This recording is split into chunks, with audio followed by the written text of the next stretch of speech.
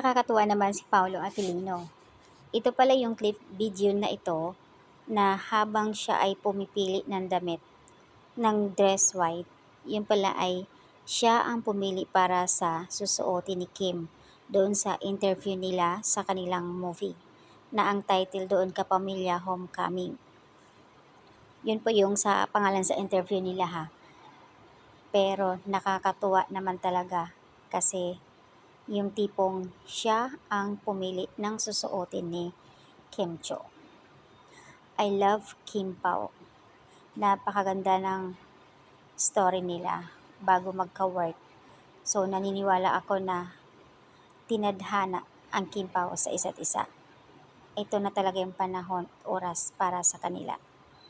Pangatlong project na nga ito sa kanila, ang mula doon sa dalawang series and dito sa My Love You Will Make Disappear. So ito yung pangatlong project nila na movie.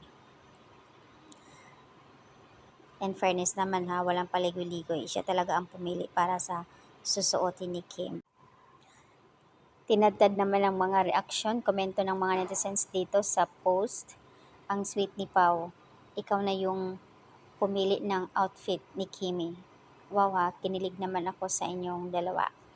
Pati yung bardagulan nyo ni Kim Pao.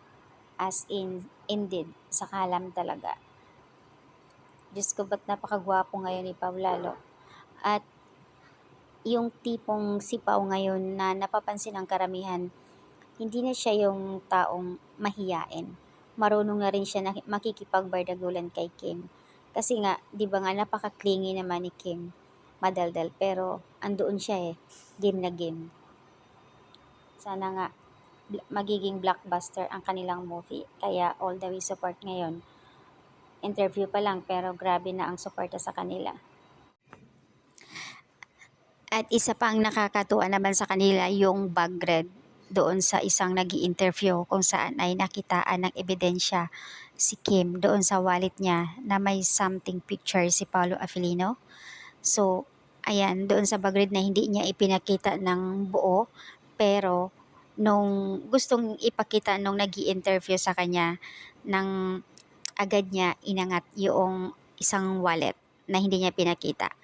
Kaya naman hinala ng karamihan na may picture si Paolo Avellino doon sa kanyang wallet.